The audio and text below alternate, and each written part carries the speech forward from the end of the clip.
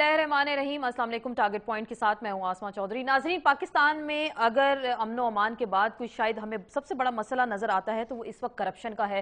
रोजाना करप्शन की नई कहानियां हम सुनते हैं, रोजाना नए करप्शन के स्कैंडल्स हैं, उन पर बहसों मुबाहिसों का सिलसिला भी जारी रहता है। सुप्रीम कोर्ट एक्शन भी लेती है। चेयरमैन नैब को ही ले लीजिए, वो कहते हैं कि पाकिस्तान में रोजाना 8 अरब रुपए की करप्शन होती है, जो कि सालाना के अगर उसका हिसाब किताब हम लगाए तो 2920 अरब रुपए बनती है। बिजली की मद में अगर हम पैसे दे दें पावर सेक्टर में, जो हमने वो देखा 1200 अरब रुपए वो सब्सिडी के तौर पे दिए गए, लेकिन फिर भी पाकिस्तान के अवाम इस वक्त अंधेरों में डूबे हुए हैं। सियासतदानों या हुक्मरानों की करप्शन का अगर हम जिक्र करते हैं तो वो बेतहाशा लाजवाल मिसालें हमारे सामने हैं। मियां साहब का जिक्र करते हैं तो रायविंड महल स्कैंडल उनके सामने आए, नाजायज असासों की बात होती है, हुदैबिया पेपर मिल्स, और ये वो स्कैंडल्स हैं जो इस वक्त नैब में ये केसेस जो लगे हुए हैं इस वक्त दोबारा से खुल चुके हैं। जरदारी साहब की बात करें तो वो भी किसी से पीछे नहीं।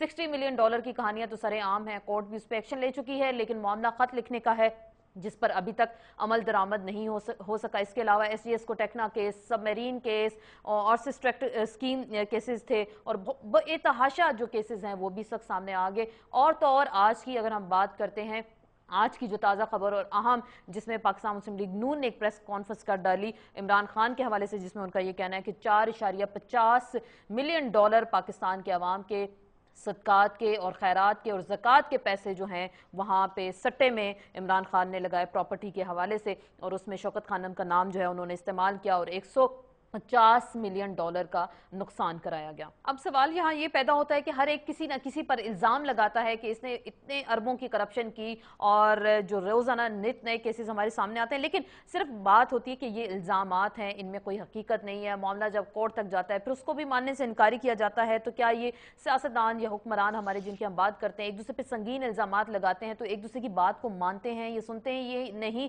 या सिर्फ आवाम को बेवकूफ़ बनाते हैं, सिर्फ अपने वादों के जरिए, अपने नारों के जरिए, और ये इंतखाबी और सियासी नारे सिर्फ पाकिस्तान में आने वाले जो जनरल इलेक्शंस हैं उनकी तैयारी की जा रही है, और पाकिस्तान के जो अवाम के असल इशूज हैं वो शायद एक तरफ पड़े हुए हैं, क्योंकि इन्हीं इशूज को आगे लेकर वो चलेंगे तो इसी बेसिस पर वो एक दूसरे से वोट भी मांगने की कोशिश करेंगे। इसी पे बात करेंगे अपने मौजूद मेहमानों के साथ।